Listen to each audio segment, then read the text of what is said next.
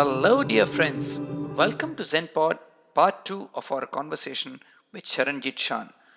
In part 1, we discussed with Sharanjeet on her view on spirituality, evolution of Sharanjeet, her math center in Johannesburg, which covers 500 schools, 200,000 learners, and 4,000 teachers, her Schwab Foundation award and what it means to her, how Sharanjeet is helping to restore gaps in our inadequate education system and a debate around it. Sharanjeet briefly touches upon her next book, Coloring Between the Lines, and finally her take on social entrepreneurship and how the right to education is one of the fundamental rights for everyone in the world. So look forward to going on this journey with Sharanjeet in part 2. Please fasten your seatbelts and let's enjoy the conversation.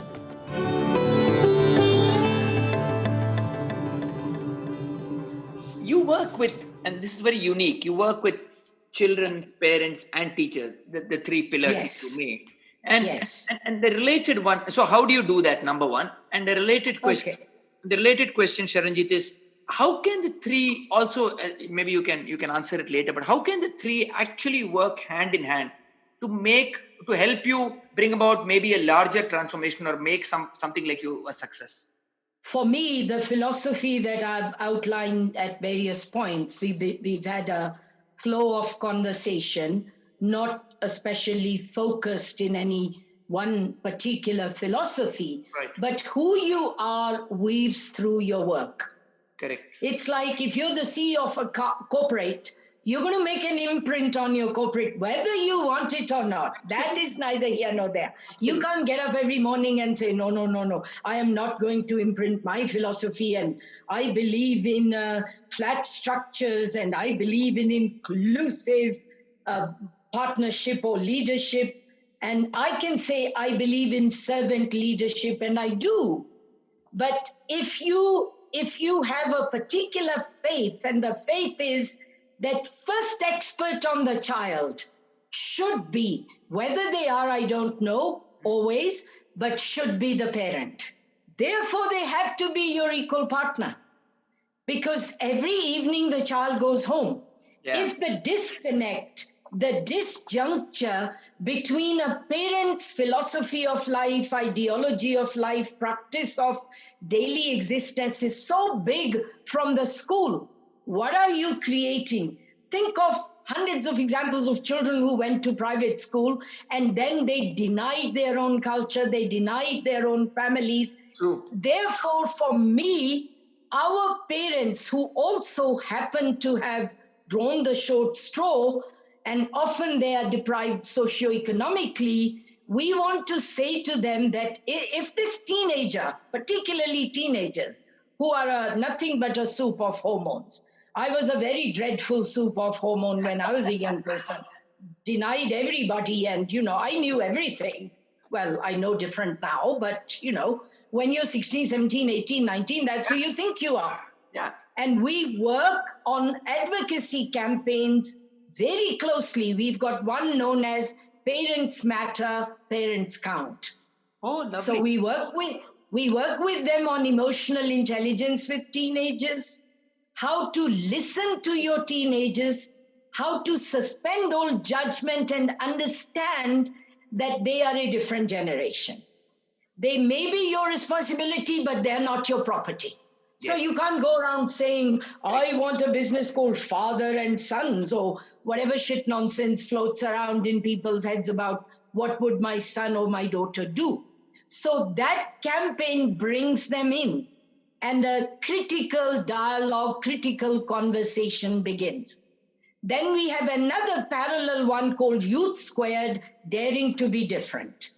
Okay. Because remember now, every single 100% of our beneficiaries are children from disadvantaged backgrounds. Correct. So we say to children, 6 questions, those beautiful 6 questions of Roger Kipling.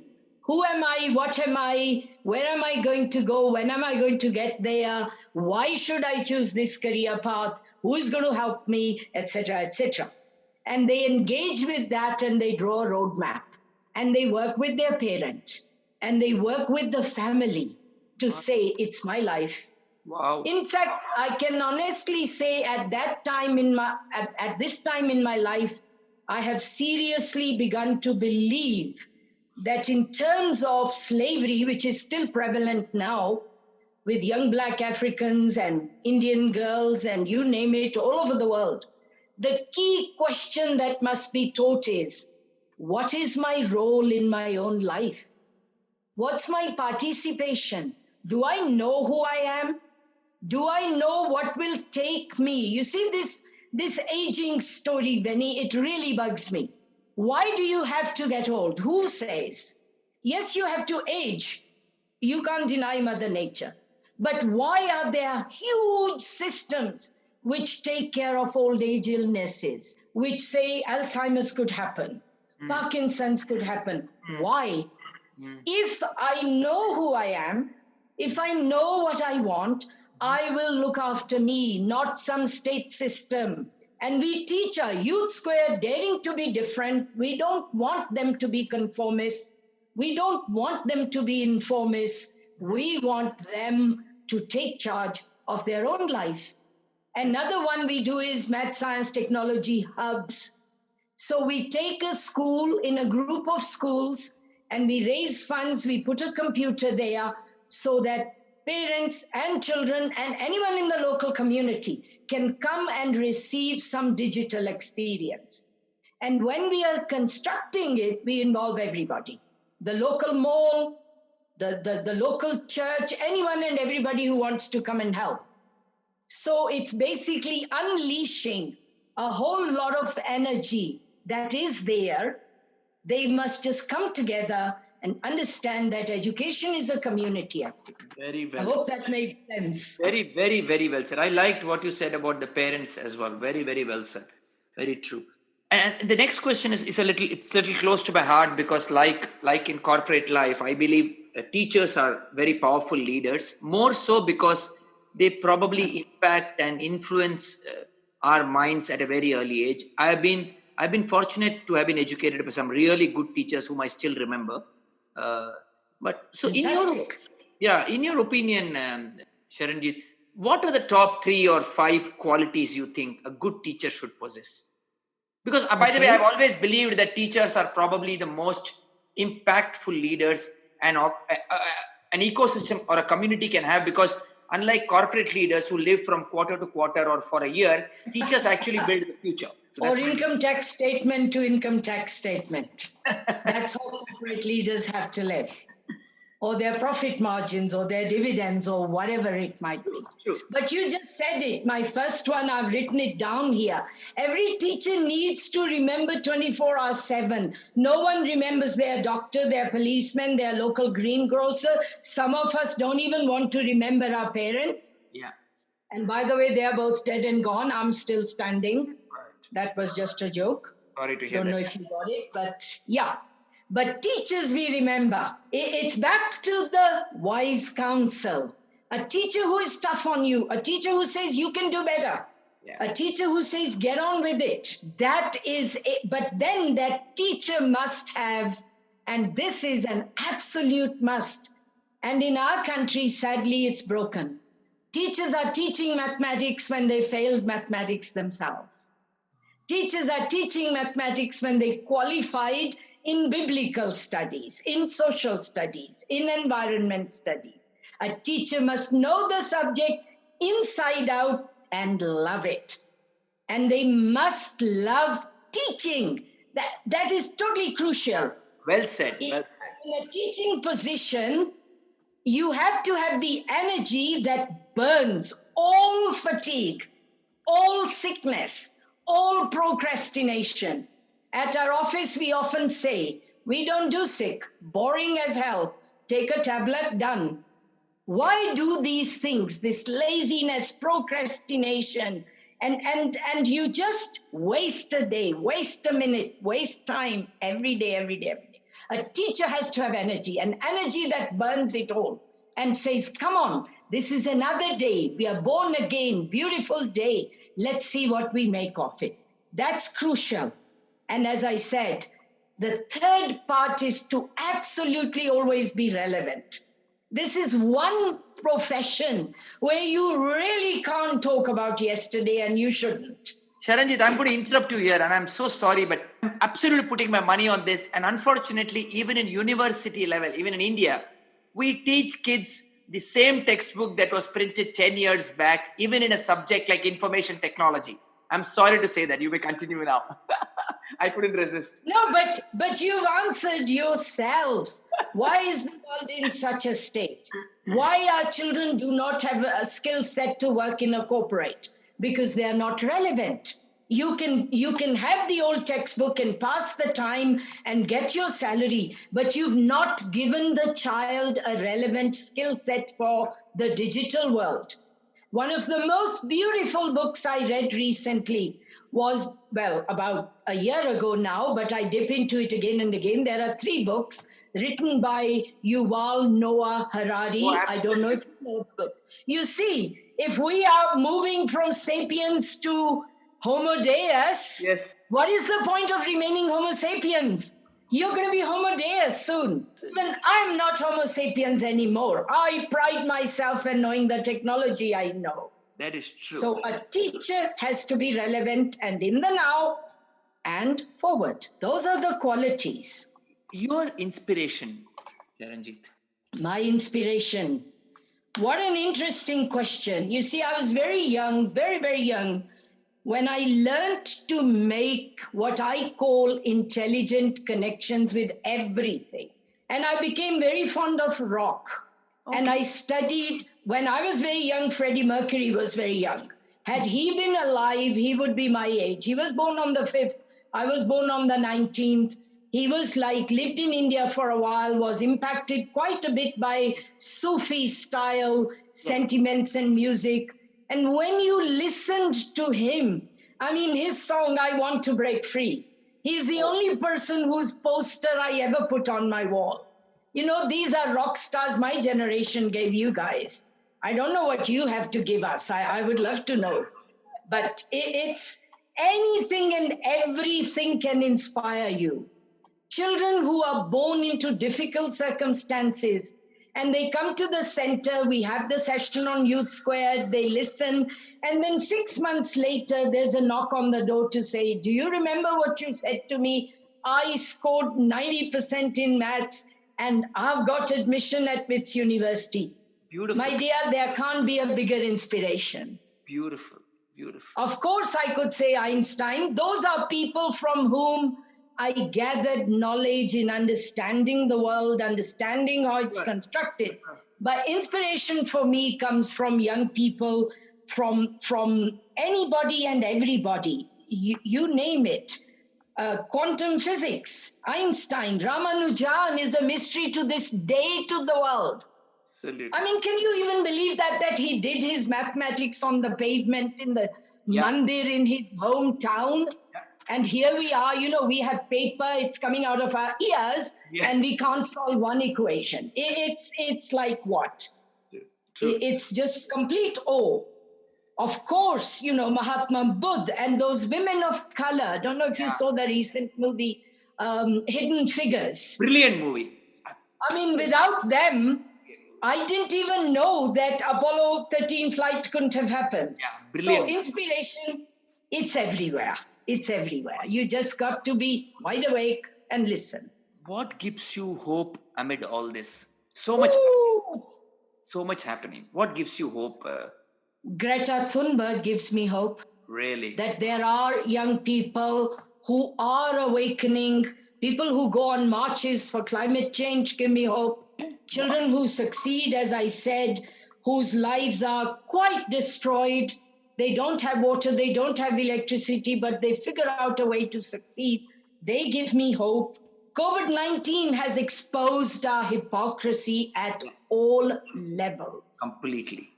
If we cannot see that all of our constructions of solutions are defunct, we are never going to see it. And yet, if you look carefully, some people are beginning to see it. That at the end of the day, you don't need a great deal to live on. Yeah. This hoarding of toilet paper and holding of food and hoarding of fizzy drinks, all of that, in the end, it must all just go. And because some people I can see they're doing it, it gives me hope. Very nice. My little granddaughter, she is 14 now. and she lives with me. Oh, beautiful. She gives. Beautiful. For 42 years, I did not have a female presence in my life. And I used to wonder, what would it be really like? Would I rise to the occasion? Would I really understand what it takes to protect a daughter? And then circumstances conspired again.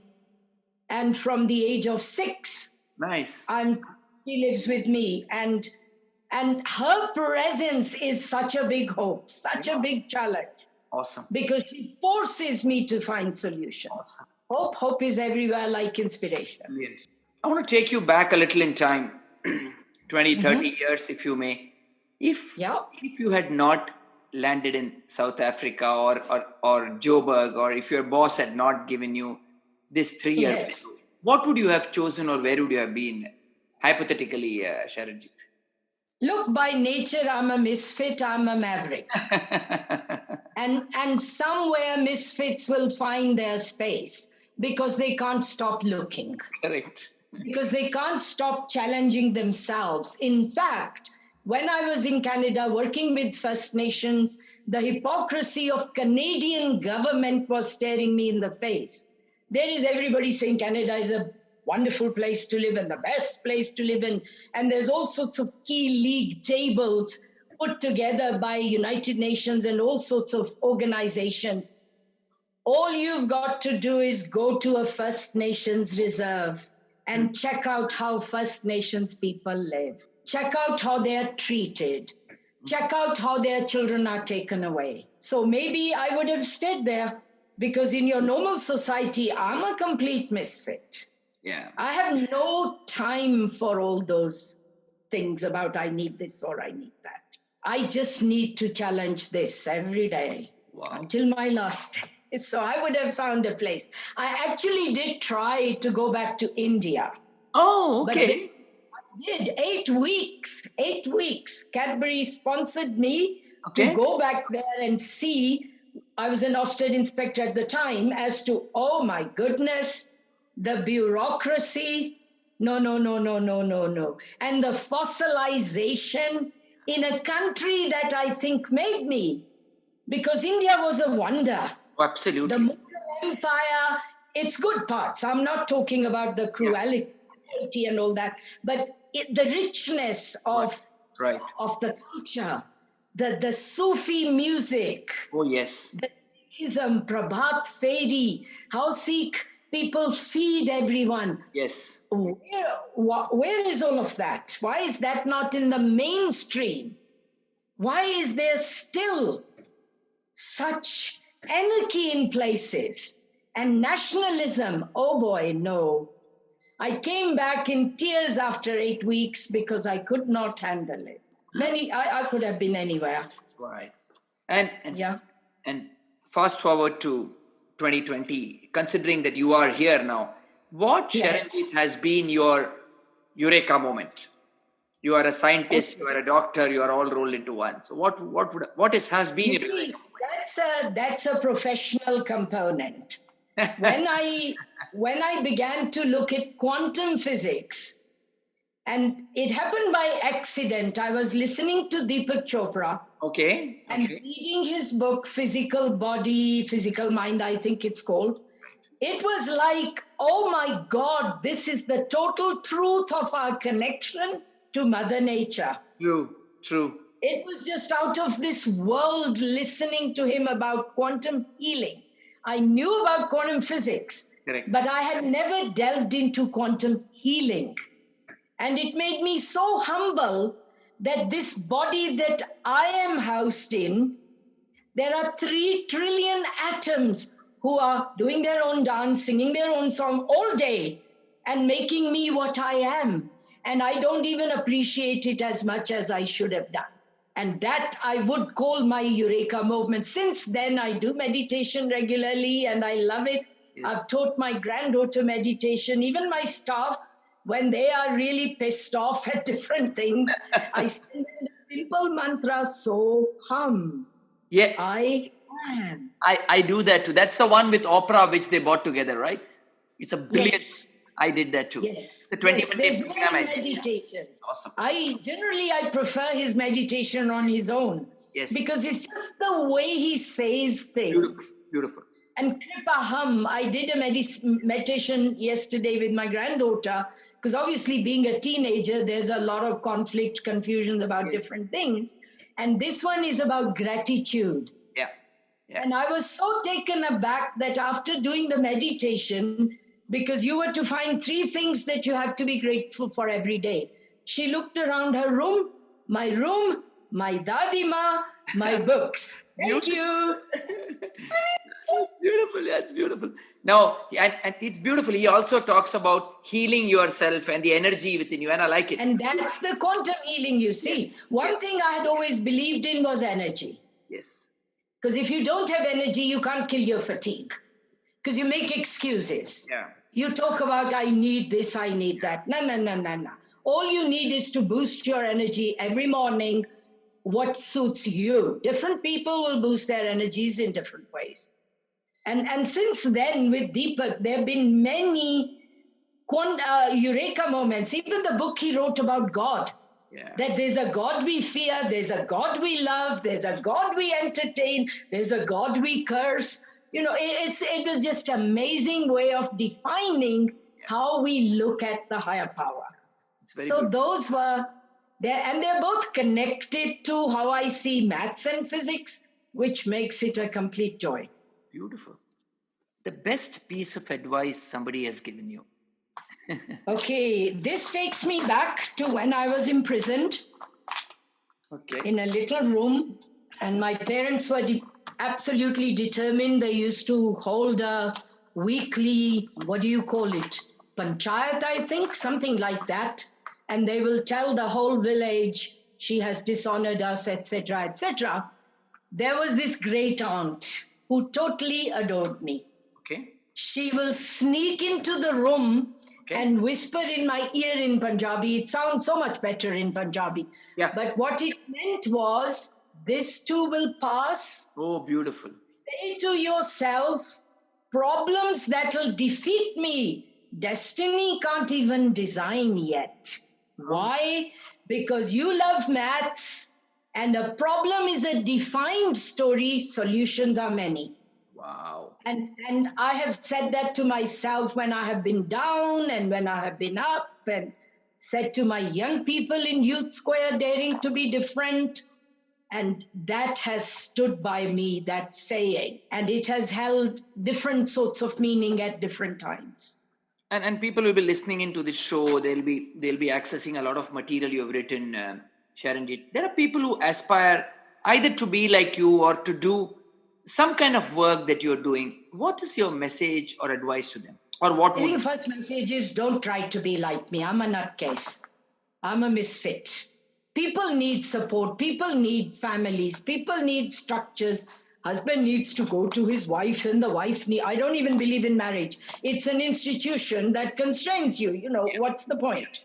Exactly what is the purpose? So who does it please? Unless you have a partnership which is born of equality, and you're very good friends and you respect each other. So please don't try to be like me. But in terms of, I think what people look for generally, and I often say to them, don't look for a purpose. There is no such thing. First, find out, who are you? What makes you really excited? What makes you high, better than the best sex you could ever have? What is it that takes you high? A drink, whatever it is. And then your energy will automatically align if you have a deep gaze. So if you are in the field of education and you're constantly looking at all the gaps and the special needs and all the different kinds of injustices and inequalities that are prevalent, study it. First step is to study it deep, deep, deep, deep, deep. How did they come about? Why are they there? Are they constructed? Can they truly be removed? And then when you know yourself and you know the field, the two will align. And you'll figure out what you want to do. You may want to feed people. You may want to clothe children. You may want to do a shoebox. We have an NGO called the Shoebox that gets shoes for children. It depends on who you are. But don't go looking for a purpose. Please, it's the most boring concept on the planet. This question is probably the last one, or maybe I'll have one more after that. There are a lot of people, Sharanjeet, who are listening to us, and like I always say, there have been people who are wanting to contribute, wanting to support. Sometimes they don't know where to do, what to do. They probably have the resources. So I want you to take the next few minutes and tell all of us what's the best way for them to learn more or contribute to the social cause of transforming education. Is there a website? Is there an email? What can they do? Please tell us about it. Look, there's no such thing. It's like some of the things I have said. If you truly want to do something, you've got some time on your hand, then partner with local schools. For me, my view would be you don't just give a check. Okay. Giving a check is easy. Anybody can do that. Right. But if you really want to understand the situation, many of our disadvantaged schools will welcome support in many directions. If you're an engineer, come and teach our kids how to do experiments, because they don't have science labs. We have a cart, and it's quite a large cart. It caters for the entire curriculum. It's teaching, it's planning, it's assessment.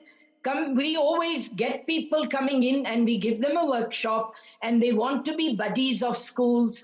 And there's many different ways. On the other hand, you may say, no, I can't do. Everybody can do maths and science, but people love to say, I can't do any maths. My parents couldn't do it either. It's not really like that. Everybody can do maths. But if that's not what you want to do, then if you're a sports person, take a group of children and show them how to play football, how to play cricket. And if you can raise funds, get them bicycles. Because our children walk to school, millions of them. They could do with a bicycle. If you can do something like that, you would actually change their daily life. You will save them time. Then transformation happens automatically, because now they have time to do things which are about learning, which are about building a skill set, rather than spending their time walking to school and going to the tip where recycling is happening, picking up stuff to go and sell and get food. All of that takes time. If you can do something to save them time, then please do it. Because then they have the time to take their education further. Very good. And is there some way they can, and I know you are on social media, but is there some other way they can reach out to you? Is there a website, or can they drop an email to you? Or? There is the Math Center website. Even if you just type the word Math Center and then my name, you would get to our website. Awesome. Otherwise, you'll go to, there's quite a few math centers around the world, in fact. Yeah. And we chose to call it Math Center Incorporating Sciences, but that's a long name. So then we shortened it to Math Center. And there's many different ways you'll be able to figure out. Money, of course, is always welcome. All right. And just to lighten the note a little bit, I would like to do a rapid fire with you. Is that all right? Okay. I will try and keep it brief. Yes. All right. Your views on any of these? A teacher. Teacher is an alchemist. Wow. Yep. And that's it. Education. You can check out what... Sorry. Education, it is the greatest quantum healer there is. It is the greatest system-shifting idea. Maths? Math sets you free. This should be the slogan. Absolutely. Social entrepreneur? Don't ever compromise. Great health, great energy, and a deep gaze. That's it. No compromises. Never. Wow. Sharanjeet, I don't know how to end this conversation. I could go on next 30 minutes with you. Seriously, you are... You can say you can leave the meeting now. And I'm glad you still retain your sense of humor. I want to ask you... Well, you have to. I really want to ask you one thing before I actually wind up. Please do. Your energy levels. I've seen that it's not even peaked. It's been constantly on the high through the R plus R and F that we have spoken. How do you manage it? Despite doing so much in a day. Other than making sure I have a good sleep, that's crucial. Making sure that I have really good food, I'm a vegetarian. Making sure I never put any rubbish in my body that's going to make me gain weight and make me sick. Never, never, never. It's in health terms, that's what it is. And the energy is always there. Often my granddaughter even says to me, how come you never do tired? Because I don't do tired, it's boring. You know, you spoke first question, and then throughout we touched spirituality in different ways. Yes. Does spirituality give you some inspiration, some energy? Absolutely, absolutely, 100%. Because a lot of people spend, in my humble view, a lot of time trying to find answers to why am I here and what is my faith, and then always finding other people's answers to their questions. Mm-hmm. My answers are never housed in other people. It is, did I do something today that I can say it was worth it? The day was worth it? That I am not just waste of oxygen on the planet? If the answer is no, then I get depressed. And luckily, answer almost always is yes. Beautiful. Because automatically the driver is always there. Make this better. Like take my center, for example. Mm-hmm. I have been under lockdown now since the 24th of March. Oh my God. And because of my age, my staff doesn't want me to come to the center. Right. So all day there are meetings, and I work with every single person directly myself. Oh, okay. At first, the board said a CEO can't do that. Yeah. And I said, okay, show me the book where that is written. I do my own thing. My staff needs to understand online. My staff needs to understand the pedagogy of working online. And all day they are, each of them is responsible between 5 to 10 schools, between 12 to 20 teachers. So it is my job to support them all day. And I haven't been to the office yet, and it's nearly September. Wow. But all day I have meetings with my seniors, and everyone seems to be going. And that is, in my mind, that is a part of being spiritual, because I connect to them. Yes, which is what I was thinking. And then I give them health tips also, because many South Africans have a habit of not taking care of their health. Oh. But now they're realizing if you're sitting at a computer all day, then you need a kind of chair that's absolutely supporting your back and your shoulders and your arms and your eyes. Correct. It's crucial. I'm sitting on an ergotherapy kind of chair, because I'm not sitting on a chair with a back or anything, because up to now I've never had a backache or a headache or a pain in whatever. And I want to keep it that way. So health is crucial. So always give them hints on that also. And then managing time. Yeah. Oh, remote working and managing time. Oh, my goodness. I could write a little book on that. Most people enjoy that in the beginning, and then the discipline drops. The monkey mind, as Mahatma Buddha would have said, takes over. Yeah. And they'd rather do everything except the work. So there's a lot to do every day. For me, the one big takeaway is every student deserves a level playing field. I think that is very absolutely beautiful. No compromise for me, none. That is so beautifully put, and that's been ringing in my ears and my mind. Thank you. Ever since you said that. Also, the other big thing I think which we probably realize but are not wanting to do is, while you say fixing the education, what you really mean is fixing the system. And if we can't feed our kids, and if we can't give them footwear, and if we can't, we can talk about it. And if they can't get to school and their toilets are broken and what? We can talk. Like for me, the very first thing is a very strong cup of percolated coffee. You take me away from that, I'm not responsible what I might say. Even my 14-year-old knows that. Grandma's first thing is her cup of coffee. True. And not have shoes, not have food, no medicines, health can be bad. And trauma, I never even touched on that. Trauma of HIV/AIDS. Yeah. Being a child-headed household, you're 15 and you're a parent. You're looking after your brothers and sisters. You can bring in whatever you want to bring in. Your basic needs are niggling at you. Yeah. I'm hungry. Yeah. I need some fresh water. Yeah. True. So, yeah. Thank you. Thank you. No, absolutely. You know, all the more reason for us to consider and really be grateful that we're really, really privileged to have what we have.